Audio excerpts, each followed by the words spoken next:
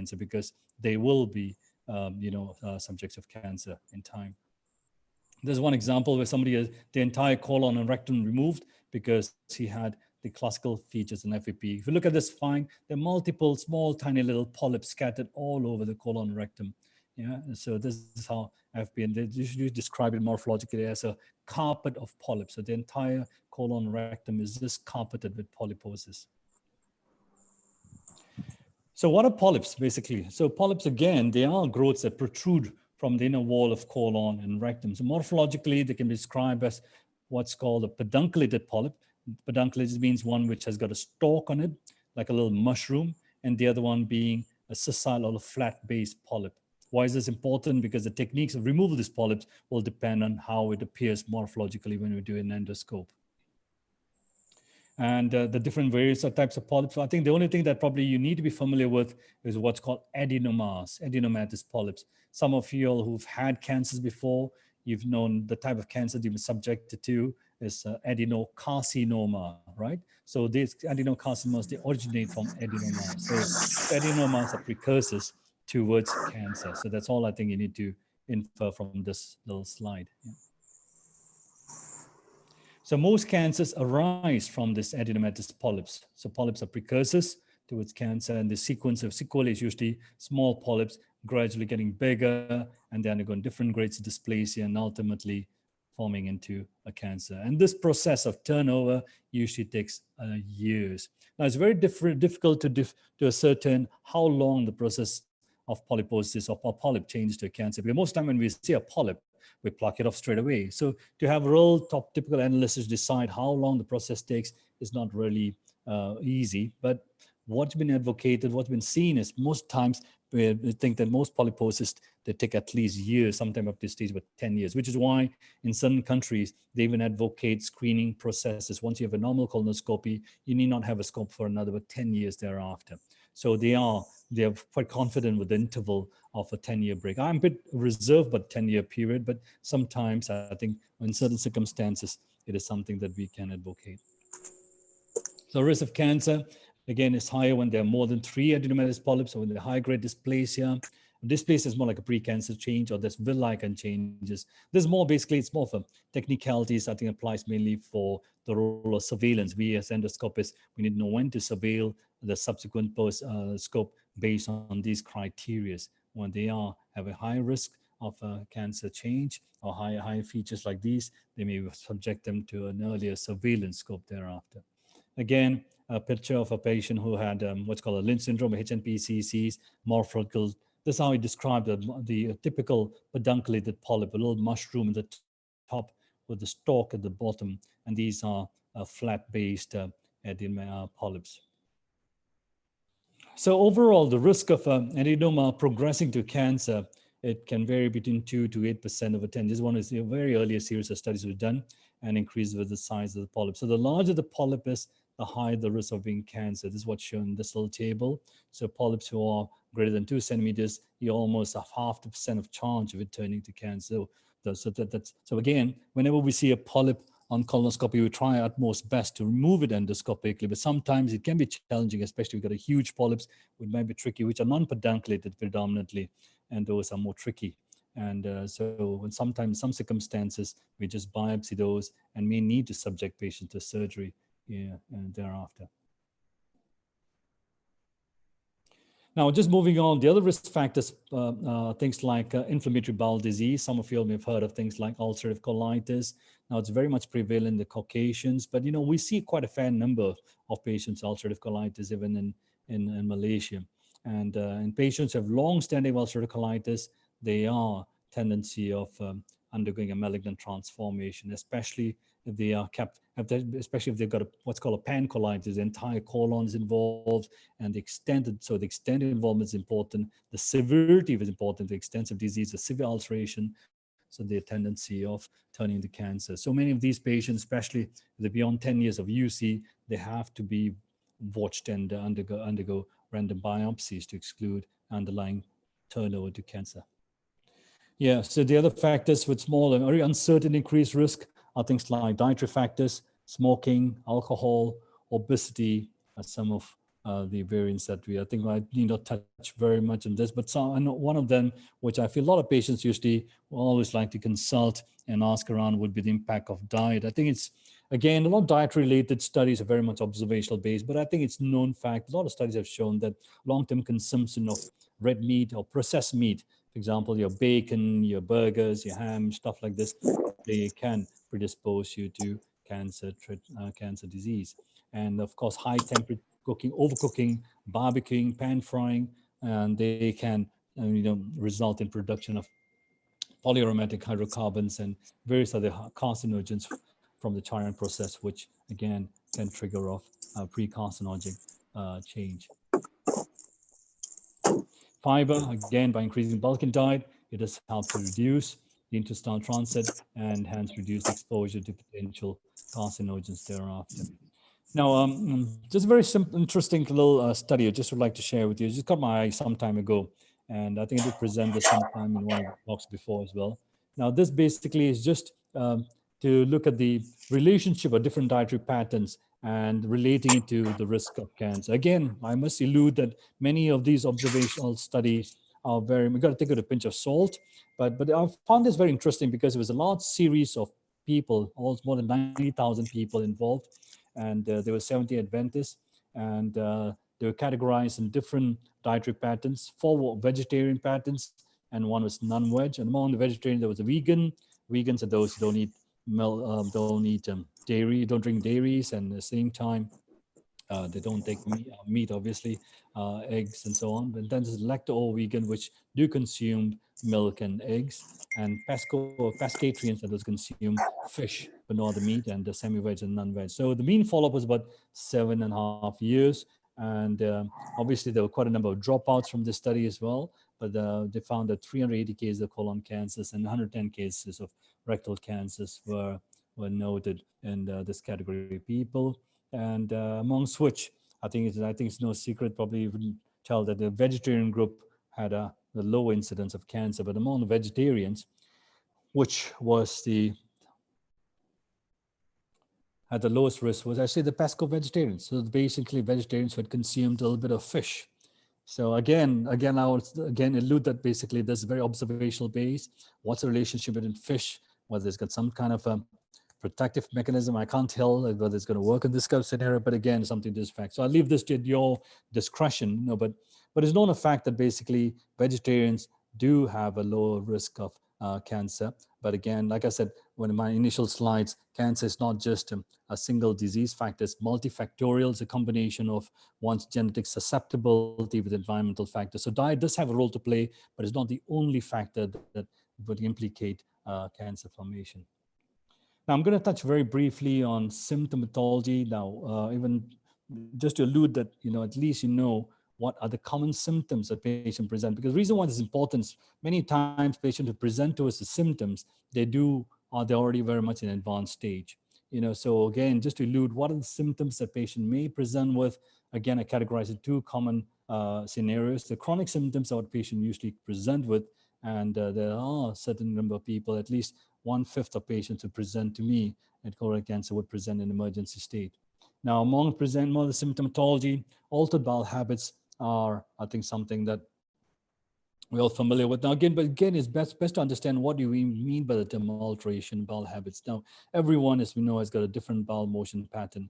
I may go to the toilet once in 3 days, and one of you all may go to the toilet 3 times a day. So my pattern is unique to me, and your pattern may be unique to yourself. So I don't think there's nothing wrong with that, But what's important, if there's a change in your pattern, for example, if I've been going once in 3 days and suddenly I'm doing 4 or 5 times in a day, and that persists on for a bit of time, especially if there's compounding symptoms like weight loss and bleeding per rectum, all these are warning signs that warrants an investigation. So a change in your pattern would persist for a period of time that warrants assessment. Obviously, we all have period of loose stools once in a while when you have something wrong to eat and so on. But it's a persistent, prolonged period of alteration bowel habits warrants investigations. Or you have diarrhea, prolonged constipation, rectal bleeding. They all signify, these are warning signs which may warrant, may need further assessment. Now, tumors which are sitting on the right side of the colon, for example, they may have bleeding, but you may not visualize those blood. because by the time the blood trickles and comes out of the motion, usually becomes altered in nature, so you can't see. And many of these patients with tumors on the right side, they present with symptoms of anemia. Anemia just means lack of blood, lack of hemoglobin, red blood cells. And so you have symptoms like lethargy, malaise, and so on. Other non-specific symptoms are weight loss of appetite, and sometimes advanced cases in a small, frail-sized patient may even feel a mass in the abdomen or mass prolapsing per rectum, for instance. Fistulation is more advanced kind of a symptomatology where a bowel tumor perforates into another organ. For example, a rectal tumor ruptures into the bladder, and they may pass sediments of fecal material into the urine. So those are more advanced kind of symptomatology. Now, and among the emergency, the commonest being obstruction and bleeding. It's again, it's not a non-common presentation, but most bleeding tumors, they are usually not a very significant bleeds. They might just have a streaks of blood. And perforation, again, it's not uncommon, but it's something which someone can present with. Obstruction is, I think it's like I said earlier, 1 in 5 patients that do present with colorectal cancers do present an obstruction status, which again tells you why we have to advocate screening primarily, because a lot of people who present in this kind of situation, they present much more advanced stages. Now, the symptomatology obstruction will be like we can't pass motion, so they have abdominal distension, bloated abdomen, constipation. Obstipation means they can't even pass wind from the back passage, and then because of this distension, they have abdominal pains. Vomiting is very much a late symptom for colonic obstruction, but it just means that if somebody's vomiting for bronchial obstruction, means that it's been obstructed for a bit of time, or they're more advanced in that sense. So again, screening, just to allude, is testing of asymptomatic individuals to determine the risk of developing cancer. And why is screening so important? Again, I think it's just to allude again, because most people who present to us with symptomatology, they are in stages of 3 or beyond. And that's a known fact. Even our figures have shown that 60% of people who present to us are in an advanced stage. Hence, the importance of us to catch them before they manifest with symptoms. And we know for a fact that cancer is an early stage. Cancer is preventable. Obviously, we catch them in the polyposis stage. We are obviously removing polyps and we're preventing them from turning into cancer. So it's preventable, it's treatable if it's detected early, and it's curable. There's a tagline of when we launched the Blue Start several years ago: cancer, colorectal cancer is preventable, treatable, and curable. So why again? Rational screening, because like I just alluded, removal of pre-malignant adenomas prevents cancer. Period. That's how it is. You get polyps, precursors to cancer, we detect them early, and we got a long grace period to do all this. Like I said, in some cancers, the turnover from polyps to cancer, they take years. So in fact, screening for any cancer that matter, I think colorectal cancer has so much of advantages of doing it, and so many modes I'll touch on in a while's time, which we can do. So it's really small for choices in terms of screening as well. So there's so many ways or avenues to detect cancer and treat them early. And if you detect a cancer as well, basically resecting early cancer prevents a cancer-related death. We've heard so many stories of people having to spend so much money in treatment when, when the case is advanced and you're subjected to chemotherapy or radiation therapy thereafter. In early stages cancer, many times, surgery is all this necessary. You need not need to have any adjuvant therapy thereafter. So it's always good to catch patients in this small little polyposis stage before it grows into something like this.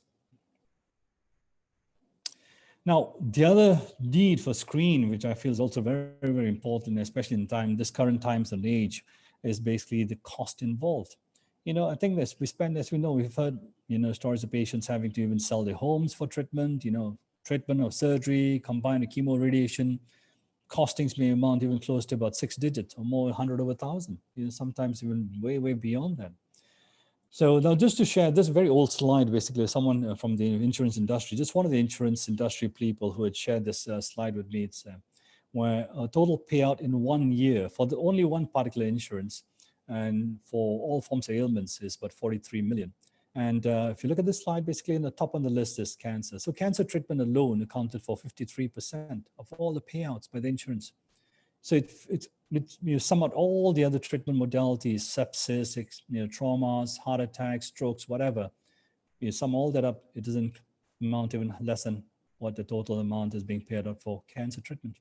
And colorectal cancer, in this year's assessment accounted for 10 to 15% of total claims. So again, just highlights the fact that there's so much money that we fork out in terms of treatment, but there's not very much being done in terms of early detection. And again, this figure, same insurance industry, basically the figures ballooned to 2.7 billion in 2016 to 2017, because healthcare costs, believe me, as you know, it just climbs up exponentially. It's just going up. Again, top on the list for death claims, cancer disease, critical illness, cancer disease, so there's so much of treatment money that's been forked out in terms of treatment. So moving on, what are the modalities? How do I get myself screened? What should I do? What kind of test do I have? Now, again, I've got a couple of statistical slides which I share with you, predominantly what's being practiced in the States first, and then I'll move on to what we do in Malaysia, right? Now, they are basically, initially, there's a task force known as United States Preventive, USPTFA, where they address issues regards to advocating screening. And the initial announcement came out in 2008, where they had, in order to entice people to come forward, they gave them multiple test options for screening. But the important thing is every test that we're subjected to, it must be a shared decision-making between the clinician and the patient. The patient has to understand the pros and cons for each of these tests, because each test has got its own complementary strengths and weaknesses, and no one test is best in its all dimensions. Right? Now, simple way of looking at it, basically, screening, there are three main modalities. One is doing your stool-based assessment. Second thing is endoscopic, which is scopes, either being a flexible scope or a sigmoid scope or a colonoscopy. And third, some form of imaging. Forget about the blood test, all right? Blood tests are not accurate, they're not reliable. So stool testing, scope-based testing, or imaging, right? This is what's been advocated initially and launched. And now stool-based test is a bit of a complicated slide. If you can just follow my cursor, the three main things. One is the FOBT. FOBT stands for fecal occult blood. Now, when you say occult blood, means it's blood that you don't see with your naked eye, but it's detected microscopically, right? Now, the conventional fecal occult blood testing is called a guaic-based test. Now, that's fallen out of favor to what's called a fecal immunochemical test, the second table, the FIT. Now, reason being, fecal occult blood testing, the conventional way of doing it before, there are a lot of restrictions. You have to restrict your diet for a few days before test, no red meat intake at least for 3 days. You can't take drugs like the NSAIDs or painkillers, aspirin, because they can give a false result, right? Whereas the fecal immunochemical testing, FIT, you need not worry about anything. There are no restrictions. So in order to increase the sensitivity of the FOBT, the fecal occult blood testing, we need to take 3 consecutive stool samples. Another downside of it. FIT is only one simple sample, right? But any form of occult blood testing, they must be done on a yearly basis, right? So that's it. So period. Now here again, these tests are a simple thing where you just take a sample of a stool for assessment. You'd have to do it on a yearly basis. There are no restrictions in terms of diet or medications as far as FIT is concerned, right? Because FIT, it's an immunochemical based test and is more sensitive to the human globin. Now, colonoscopy, the imaging, the endoscopic weights, basically, I think colonoscopy, it is a gold standard. It's a good way of doing it. But when you talk about screening, not everyone can afford to do a colonoscopy. Like I said, when you talk about screen tests, it must be something which is accessible to everyone, right? But colonoscopy, in some countries, for example, in the States, they do advocate colonoscopy screening because they can reimburse the costings through insurance, which we can't in this country, right? So there, they advocate colonoscopy screening every once in 10 years. And now CT colonography, only in that exceptional cases when somebody is not candidate for colonoscopy, or for example, you got an obstructed tumor, they want to ensure there's nothing else going on, or what's called a synchronous tumor, more higher up for where the primary tumor is, then they may advocate doing a CT colonography. But it's not a routine thing done as far as screening is concerned. Now, again, a bit of a complex slide. Again, now just look at this side where my cursor is. Patients who've got no symptoms, 50 years of age, this was educated by the Preventive Task Force, colonoscopy every 10 years, CT every 5 years, FIT annually, FlexiSig every 10 years. So this is what is advocated in 2008 when initially tried to entice the public to come forward for testing. Thereafter, in 2016, they revised to look at it again. They're saying there is obviously a supporting evidence to show the screening is very useful for patients between 50 to 75 years of age. But now they downsized the modality of screening to usage of just colonoscopy or flexible sigmoidoscopy or the stool test. Only these three modalities. They have a different level of evidence to support their use in detecting cancer and precursor lesions. And in contrast to what's advocated in 2008, they do not recommend any of the other test kits. Now, digress a little bit, just to show a little bit of in terms of one of the biggest problem we have in screening is basically compliance. You know, no matter how much we speak and talk and tell some people, you know, tell them come forward, getting them to take the first step sometimes is never easy. Even doing simple things, even explained like, you know, you just take a sample of stool, you got nothing to lose, you pass poo every day, just take a sample of assessment. But then again, the compliance is always an issue. Now, this basically is just assessment to identify the participation rates and detection rates of patients who are subjected to three different tests. One is using the FOBT test, the GOIC base, second being the FIT, and third being the flexible sigmoidoscopy. And anyone who positive for any of these three were then subjected to a colonoscopy. So what is noted in this study was basically that there was higher participation or compliance with patients who had the FIT test, the fecal immunochemical testing, which is what we advocate.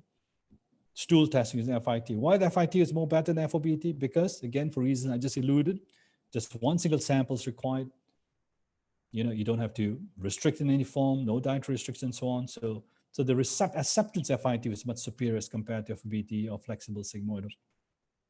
But a downside is the detection rates or sensitivities of pickup were high in the scope as compared to FIT. Again, so anything which entails a simplified test, which is non-invasive, obviously the sensitivity is slightly low as compared to endoscopic-based procedures. So doing a scope, obviously, the pickup rates are much higher. They're more sensitive. But on the downside, obviously, it's got its own drawbacks. For example, you need to do a bowel prep to cleanse your bowel before you do a scope. The risk of bleeding and the other issues are there. So invasive test has got a high sensitivity, but it's got its own drawbacks on its own. So now we know for a fact that there is a decline in the mortality of colorectal cancer in developing countries. And this is not just because there's improvement in standard and quality of healthcare.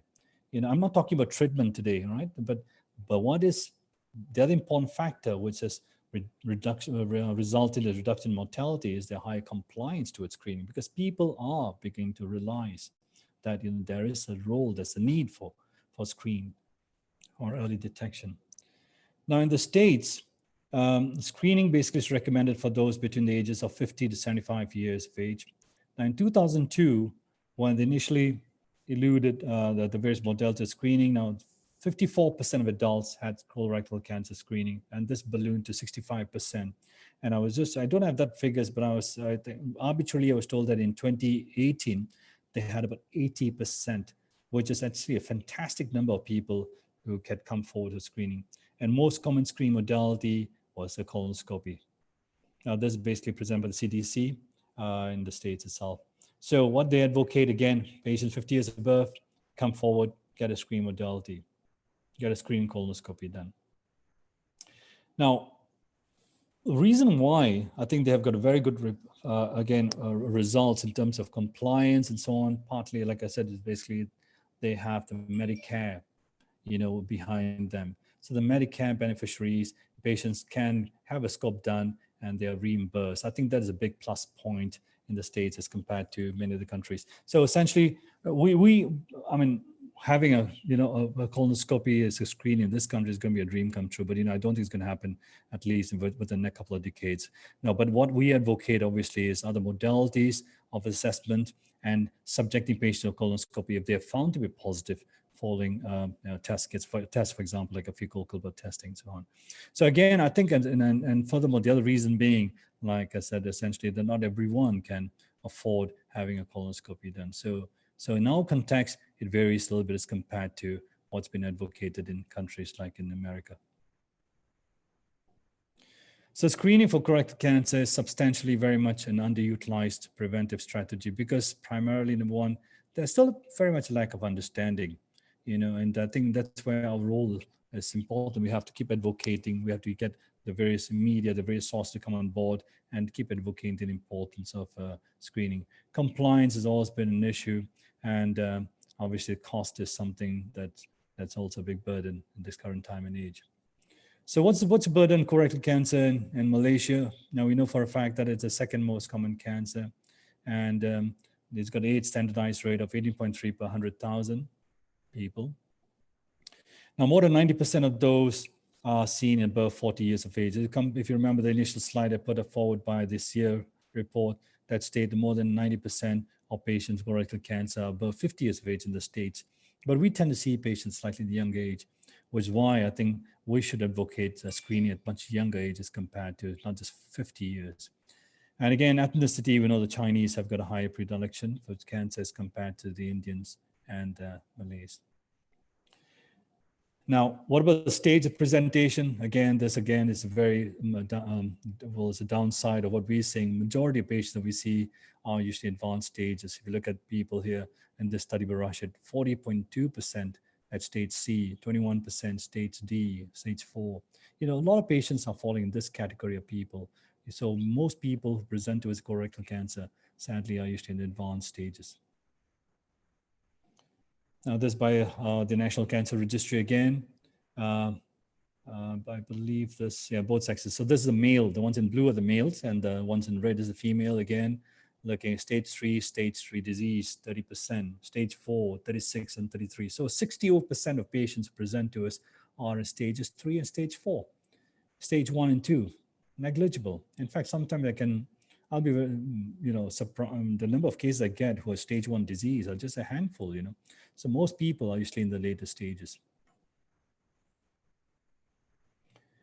So what about the socioeconomic status? I think the incidence of late stage cancer, as we know, is low in the urban as compared to the rural stages. Again, because I think there's still lack of awareness among people in the rural areas. There's still very much poor access to healthcare settings and screening tests, even though the Ministry of Health, I think they've gone bounds and leaps currently by advocating with screening tests, even in various other district hospitals. There are a lot of clinical kesehatan now, they're advocating use of FITs, which is a very good thing. But still getting access or educating the public or the people in the rural areas is still something we've got to work on. 5-year survival of cancers in KL is equal in developed nations. One thing I've always been proud of, I think the access of public healthcare system in this country and Malaysia, I think is fantastic. We've got very good access to healthcare, and even compared to places like, for example, in UK, walking in, seeing a consultant is basically a horrendous task. You got to go to your GP practice, get an appointment from the GP first, and then a referral to the consultant, and then waiting time again before you have a procedure done. If I were to share with you the waiting list for a colonoscopy in one of the centers I worked in, you'll be a shocker, because it's months and months long. Whereas here, you can just walk into any hospital. I mean, you could, and just pull for choices. You don't have to even go through a GP for that and get an assessment done with other funds. So access to healthcare is remarkable in this country. I mean, even for example, the COVID-19 thing, you see how we've governed the whole process, and people are looking up to that. So we've got very good access. Our public health services and your private services are actually extremely good. So the current status, there's no nationwide or population-based screening, as we know. What we are practicing predominantly is more opportunistic screening. So patients coming, take the opportunity, maybe got this ailment, or do you want to consider getting a scope done? So that's one down. That's what we have this current moment, right? It's more opportunistic-based practice. And public awareness, I think, is very, very crucial. I think that's the most important bit. So I think that's where I think, having forums like this is very important. It's not just, we are advocates, and I think people like yourselves who have gone through cancer treatment, or people who've caretakers, you've seen the whole, the foray of addressing cancers, be it whether it's yourself or your loved ones have gone through it. I think we have to collectively be a voice and advocate the importance of screening, advocate people to come forward and get themselves tested. So public awareness is very, very crucial. In spite of what we say, there's still very much a poor compliance. This very interesting little paper by Hilmi, who had interviewed quite a number of people. In spite of telling people to come forward for screening, but only 38% were willing to undergo screening. And and the Chinese paradoxically were the least willing, which is very, very fascinating. So again, I think irrespective of what we see of whatever patient may feel, I think it's just important. We've got to keep pursuing this. I think persevering the whole process is very important. Just getting people to come forward, getting them tested. So is there a solution? I think there is still a light at the end of the tunnel. Yes, there is. I think we should keep promoting knowledge and awareness, and I always believe that, apart from me or clinicians, I think people like yourselves who have gone through the treatment, for instance, or the survivors, I think you're a stronger voice than I am. I think so. It's important to continuously promote knowledge and awareness, sharing of your thoughts and so on about the importance of early detection. I think it's very, very crucial. I think the primary care physicians play a very important role as well. I think we have to empower them, give them freedom of doing this test kits, fecal local blood testing, and so on, and counseling the patients, because they've got their own pool of patients themselves. So if somebody comes in, for example, a cough or cold flu, if they're above 45 years of age, advocate the need for screening or doing a fecal blood testing, for instance. Now, the entry age, again, in America, like I said, it's 50 years above. I strongly feel that we should start an early age. I think 45 years would be a good balance, of things. So I think we should start screening from 45 years above. What is the type of screening tool? Colonoscopy, even though it's the most precise tool available at the tertiary level, but I think it's not appropriate in our context. So I think the best mode of screening is by doing this stool test or fecal immunochemical testing. Now, it's also important basically to make things work. I think it's not just, clinicians, healthcare workers, and cancer survivors as yourselves having a voice. I think we have to have a proper alliance of various policymakers, various professional bodies, the support groups. Everyone should come together in order to make this possible. There's a little bit of a forum that was held in 2017, a very good and impressive forum involving a lot of stakeholders from MMA, the Ministry of Health, the SOXO, the Malaysian Employee Federation, a lot of people, and we get a very good insight about the importance of screening. And this is when we launched the Blue Star with the DG of Health in 2015. So some of these things that measures were taken in the past, and I think we should just pursue and keep this, process going. Now, just to share before I end, a little bit of a study that's being conducted in Pantai. I really appreciate the efforts taken by the staff in Pantai. We've got a very good research analyst by the name of Shinyi with us, and Callie and a few other people who have been very strong advocates of taking up this little project. So it's a pilot study of colorectal cancer screening in the private setting. And so we are offering this to all people who are beyond 45 years of age, who are asymptomatic again, asymptomatic, and again, to subject them to FIT testing. But we've got the primary objectives here and secondary objectives laid out very clearly. And this test, they're all free of charge. So again, it's our test kits are yet to arrive, and obviously everything's been put on hold. This was supposed to have taken off in March this year, but because obviously for obvious reasons, we had to defer it, but we're going to start the initiation going again. So a word of mouth to everyone. In time to come, we'll be having this fecal immunochemical testing and as a primary tool. So we're going to look at different categories, different variables, and address them each one by one, and maybe come out with a publication at the end of it.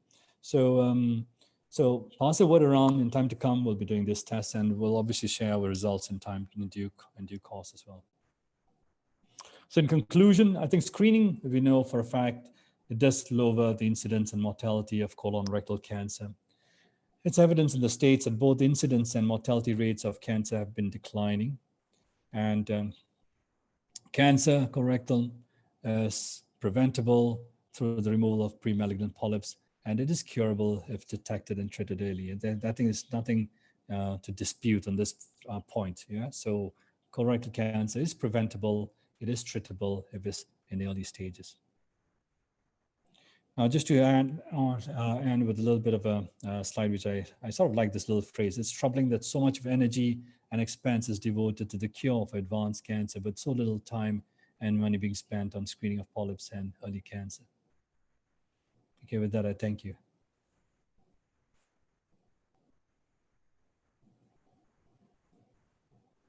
Okay, thank you, Dr. Mahesh, for the presentation. I think there have been some who've been asking for the copy of the slides, especially some of the statistics. Would it be okay if we share that? Yeah, no problem. Yeah, we'll put it on the Facebook page, and then then everyone can see it. Sure, by all means. Yeah, of course. Yeah. Okay. Now let's move on to the questions Q&A. Let me go through. We have from 316. We have a question from Ng Ching Chong. In terms of examination, what are the different tests carried out under surveillance compared to under screening?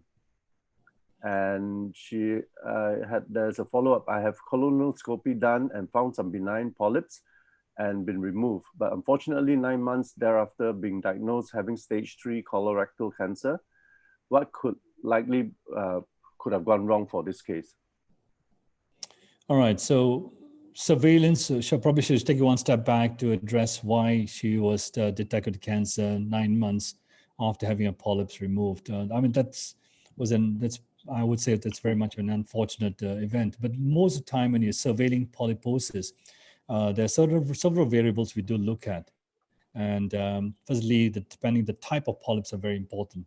And like I said, if most of the virulent polyps are what's called adenomatous polyps, which are of the villus variant, and then the degree of what's called the degree of dysplasia. Dysplasia is not cancer, but it's like a precancerous change. So if they have dysplastic lesions, especially high-grade dysplasia, then we probably may want to advocate having a scope done much earlier. But earlier, again, I would not do a scope within the same year, because if you had a good proper colonoscopy done, there's no and you've already seen those polyps, and you've addressed those polyps. There's no reason why, the polyp, you won't find a polyp growing within that period of time, within a short period of time. But what I could probably think about what transpired here is maybe there was a miss out on the polyp, which again is an unfortunate event, and it shouldn't happen. And so they may have probably removed several of these polyps, leaving some of them behind. But may I ask again, how many polyps are there? Because you say that you have several polyps. I'm just concerned whether you have one of those polyposis syndromes, which again puts you at high risk for cancer. And how old are you as well? So these are important variables we need to address. So if you have several polyps, I'll be concerned. And that you may have something else, one of the genetic makeups of some sort, which may put you at high risk. So these are a few things we need to address. I'm not sure if you want to reply to my queries there. So again, there's several polyps, I would be more alarmed, and for some kind of other polyposis. So you may be it puts you in a high risk for cancer, and and the other thing would be, like I said, possibility of them not visualizing this little lesion when they did a scope, or whether the bowel prep is complete, and so on. Does it answer the question? I'm sure. Okay, Dr. Ng Ching Chong has responded. It says several small polyps and age 55 years old at that time. 55, okay. Yeah. All right, okay, this is beyond. I think essentially, again, like I think the only explanation we'll think about otherwise would be, it's an inadequate colonoscopy. That's possible. Or maybe the bowel prep is not proper. They couldn't visualize in some of those lesions. Because I must admit, 9 months is too short of a period. It is too short of a period. Because even if I do a scope today, and if I have somebody with a high-grade dysplastic polyp, which I've removed, I will tell them come back for a scope not within the year, a year later. And if you have a normal colonoscopy, my routine surveillance would be 5 years later. I think 10 years would be too far-fetched, in my opinion. Yeah, that's how the Americans do. But I would probably say if you have a normal colonoscopy today, you need not have a scope 5 years later. I'm talking about the average risk, the sporadic group for surveillance, and not those with familial history or the inherited cancers. Those surveillance are different. So average risk, the sporadic group, normal colonoscopy today, you need not have a scope for at least another 5 years. If you have a polyp which is dysplastic in nature, sometimes advocate probably repeat your scope in 3 years, 2 to 3 years. 9 months is too short of a notice. It's too short of a period. So my only, again, it's difficult for me to tell you offhand, but I think possibly maybe is an oversight, or they may have missed out a lesion which was there. Okay. Next question from Michael Tan. It says, so doctor, if I had a colonoscopy 2 years ago, the next one should be, i.e. had it in 2018, the next one should be 2028? You just said 10 years, maybe 5 years? I would think so. I think probably 5 years, realistically, even if you go 10 years, there's nothing wrong. But I'm a bit conservative in that sense for those numbers. For 10 years, I think it's a bit too far-fetched, like I said. But, if you have got a very busy institution or some sort, like Americans, I think they're just garnered by too many patients. There's large populations. So I think it's understandable that they push it for 10-year period. And it's evidence-based anyhow, so 10 years period. But I'm a bit more skeptical about too long of a period. I would still prefer a 5-year period. So again, my answer would be 5 years. You said something in 2018, I'll probably say have one done in 2023. If you're above 50 years of age, I assume, right? So have one at least about 5 years later, right? But you can stretch it 10 years if you feel comfortable about it. But I would usually advocate 5 years. Okay. So 5 years, prefer 5 years rather than 10 years, even if it's just for peace of mind. Okay. Doctor, do you recommend taking regular probiotics or colonic cleansing? Probiotics, essentially, as we know, they are what are they essentially? They are made of material which essentially helps to replenish our bacterial flora in the colorectum.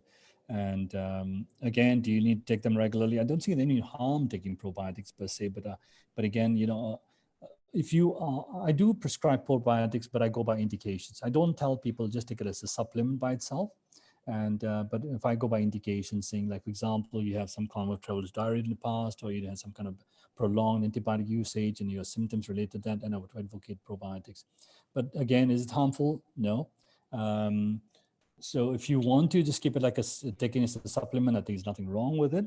Now, regards to colonic cleansing, again, the different modes of cleansing. I'm a bit skeptical about those modes of cleansing which are done in the form of what's called a hydrotherapy, where they put in the tube of the back passage and do a regular washout and so on.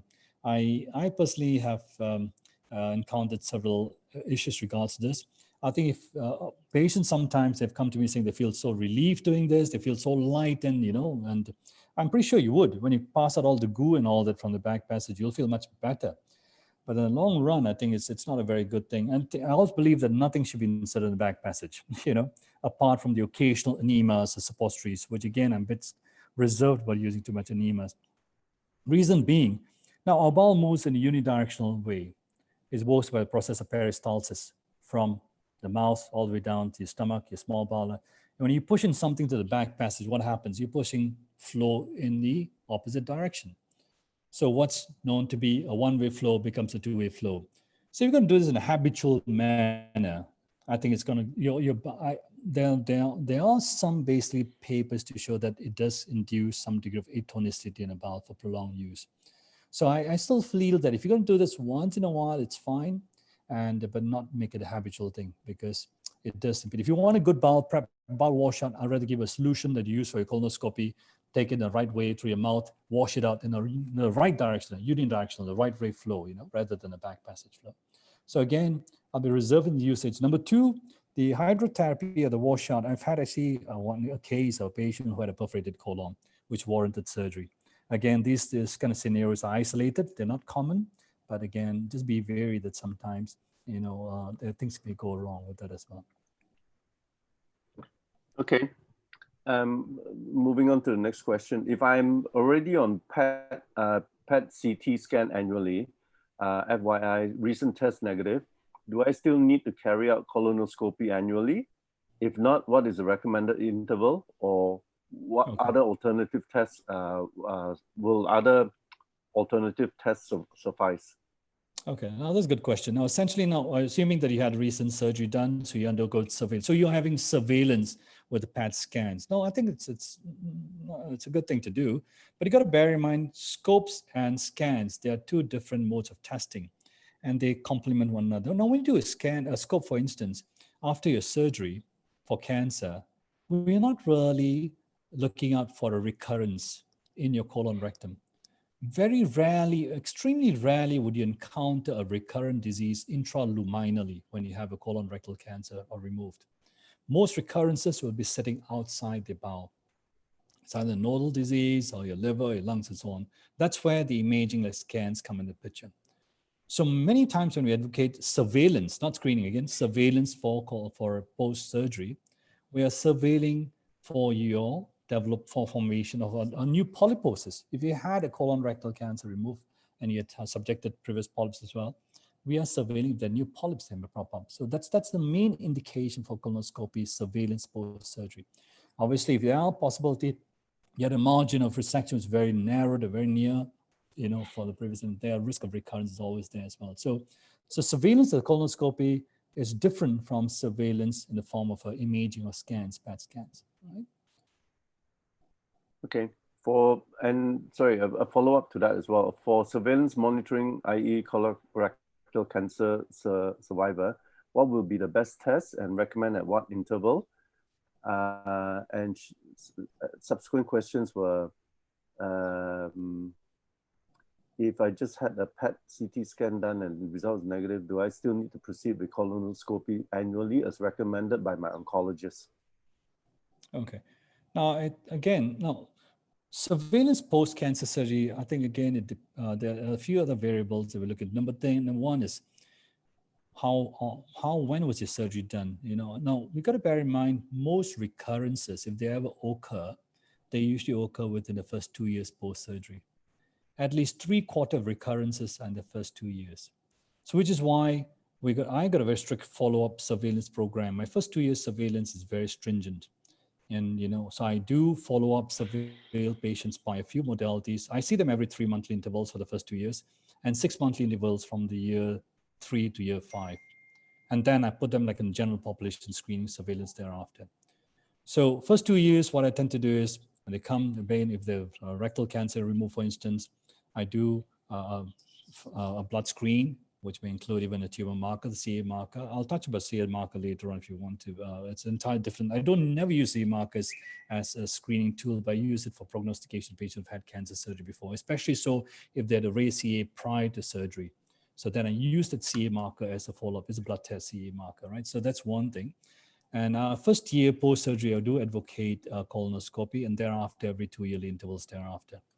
And a scan a year and a year. First 2 years, a scan. Again, a CT scan or a PET CT on the first year and the second year, and then spaced out for 2 yearly intervals thereafter. So that's my mode of surveillance. But then again, you see that there are different people will, do surveillance different ways. So again, you're not wrong. Now, there's some centers, believe me, there's some places that they don't even surveil after surgery. I feel that's a bit too far-fetched, but I think there should be some degree of surveillance done after surgery. But I think the most important thing is the initial first 2 years, we've got to be very stringent about how you do it. Then take it easy thereafter. Bearing in mind, again, the point that most recurrences, they usually occur within the first 2 years. Okay. Ching Chong, I hope that answers your questions. Now, the next one is from Lee.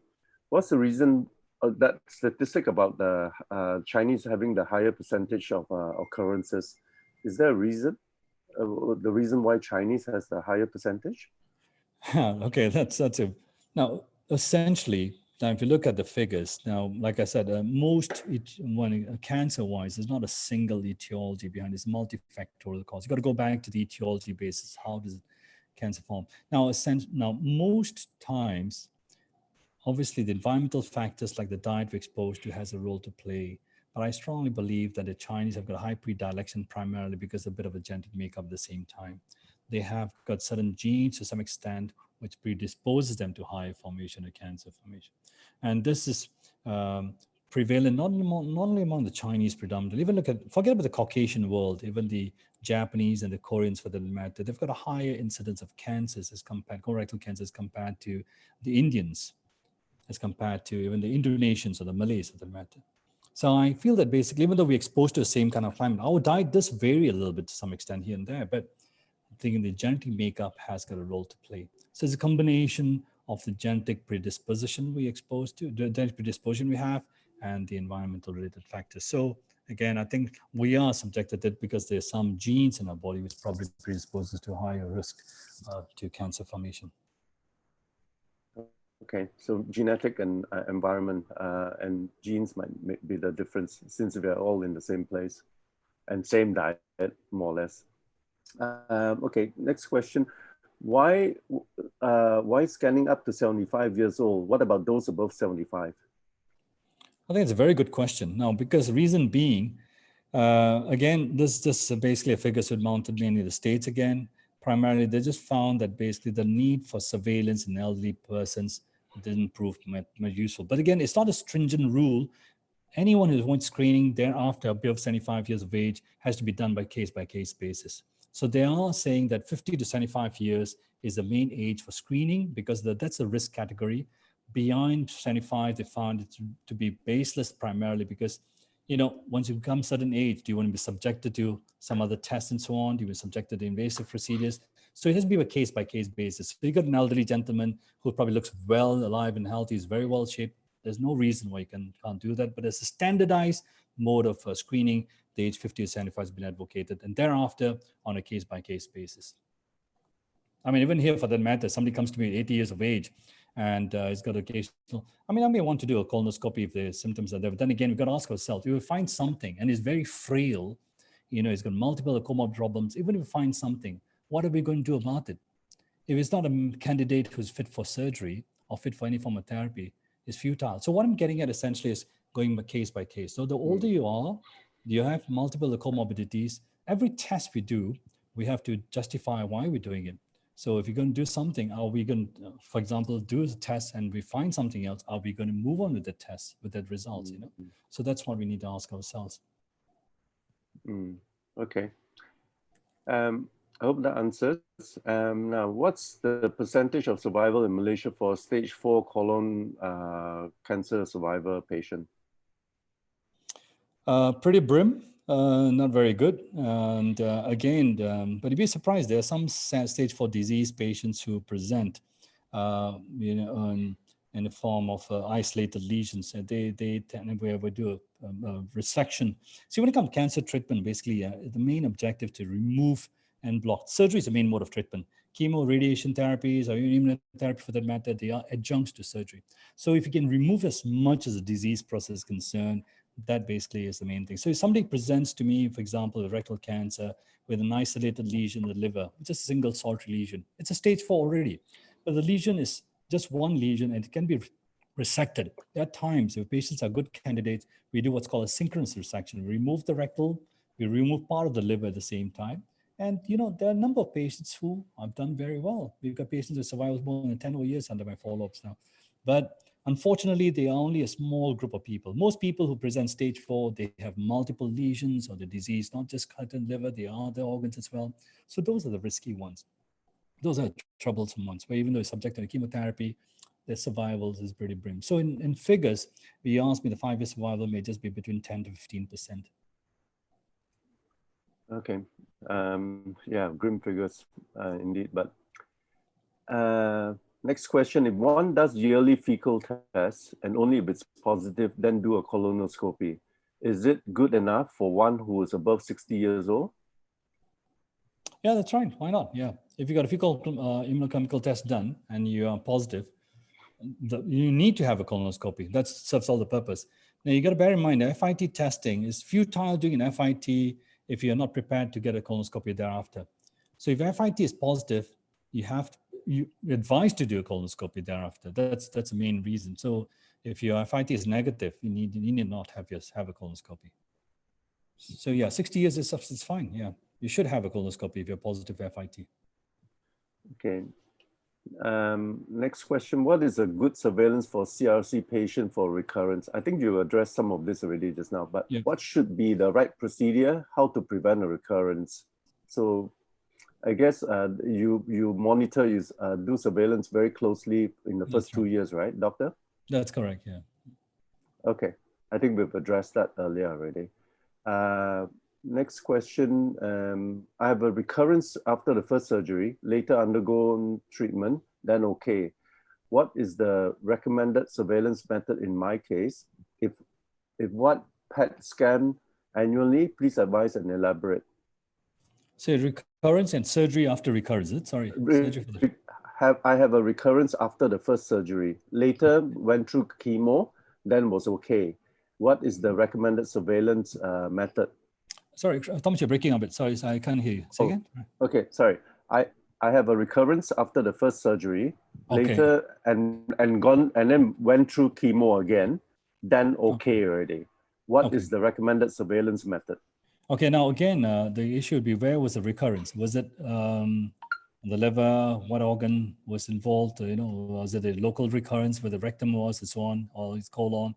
I think that's important. So the surveillance predominantly, it's good to do a systemic surveillance. I mean, you're looking at every part of the organ system, like a PET scan, but they're also localizing, for example, the liver recurrence. Specific scans focusing on the liver should be done at the same time in a formula, maybe an MRI of the liver at intervals. Yeah.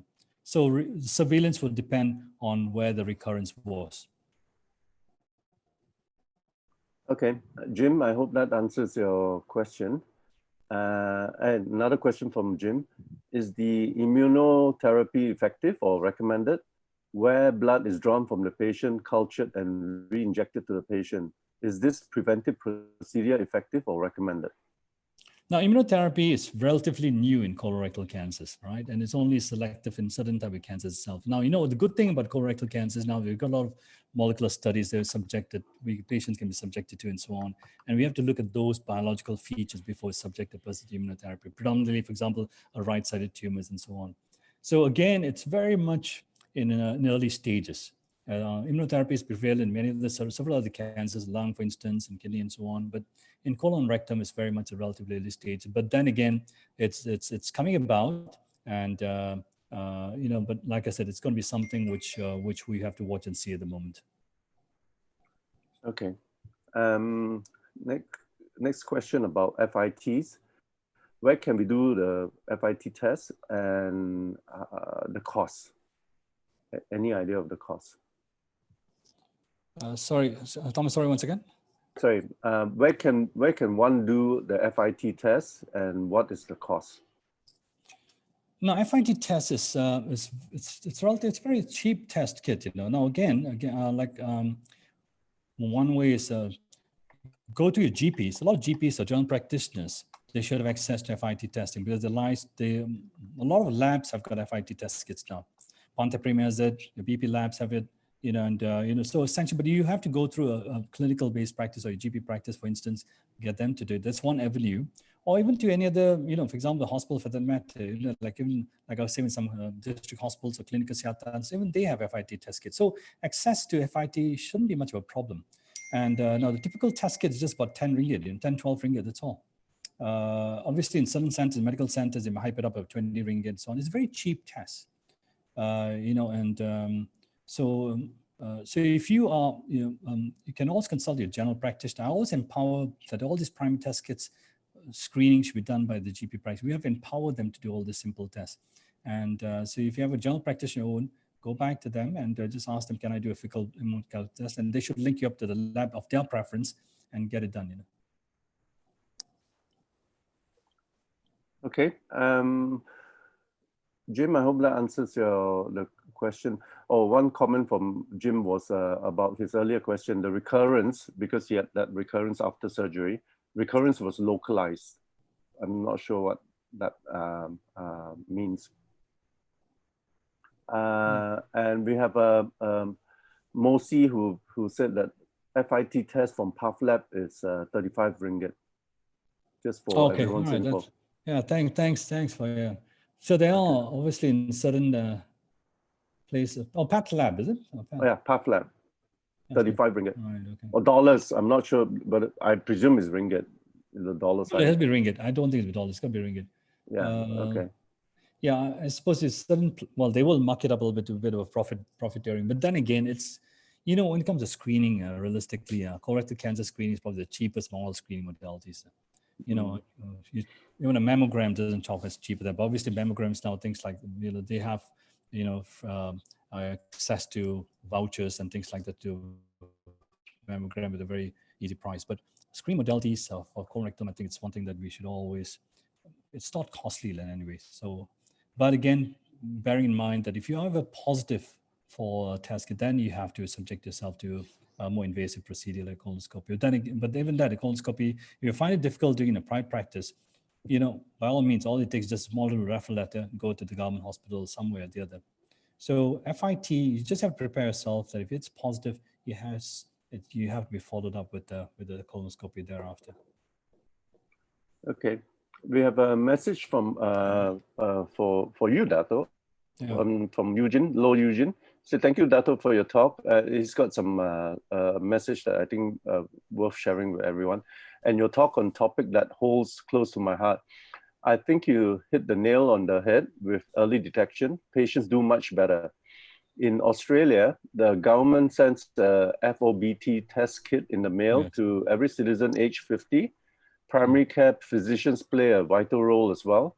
The duration of colonoscopy surveillance for polyps are dictated by the number of polyps or adenomas found on the initial scope, e.g. 1-2 adenoma colonoscopy every 5 yearly, 2-10 polyps colonoscopy every 3 yearly, more than 10 polyps is colonoscopy yearly.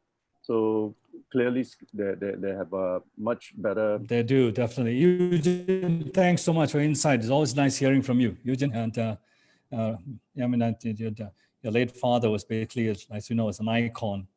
Yes. To Corum. Yeah. And it was nice. Thanks for sharing your info, Eugene. Very much appreciated. Yeah. Okay. All right. We're done. Okay, that's the questions. If we're already, it's already 4:20, so we've run over a fair bit. But that's very informative. A lot of thank you messages for you, Dato, on the chat group. So thank you very much to Dato, Dr. Mahesh for. Thank you very much. Like I said, I think important that you are a big voice. Okay, each and every one of you all a big voice. I think you should just keep advocating the importance of screening. That's my message to everyone. And thank you so much. Thank you. Thanks, Thomas. Sorry, one final question Jim just threw in. Can doctor elaborate again on the immunotherapy using blood culture re-injected into survival? Is such procedure done in Malaysia? Again, like I said, I think the road immunotherapy, I mean, they are mainly afforded by the oncologist. All right. I don't deal immunotherapy treatment. It's part of, like I said, these are adjuvant therapies, just like chemotherapy is. And I know of oncologists who does immunotherapy, but again, they're very much in the early stages of its utilization. But like I said, there are a lot of important biological issues that we need to address prior to subjecting a person to immunotherapy. So we need to look at the biological nature, the type of tumors. Like I said, the right-sided tumors are more prevalent for immunotherapies compared to the left-sided ones, early cancers. And so I think there are a lot of important other parameters we need to look into prior to, affording a patient to immunotherapy. So I think I'll be doing a lot of injustice. I'm going to tell you all the details because again, I'm not very familiar with utilizing, but it's not in my expertise, not my domain of specialization.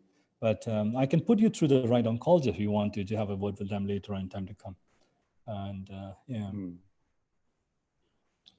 Yeah, so I think Jim just perhaps like Dato said, maybe speak to your oncologist, or if you need him to put you to an oncologist that can help you with this, please get in touch with us.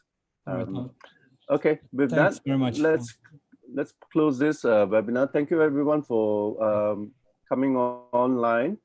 Just to give you a heads up, we actually hit 100 people, so we had to keep a couple of people offline. But it is on our Facebook page. Sorry, I'm having trouble linking it, but it should be on our Facebook. So anyway, thank you everyone, and have a good day. Thank you.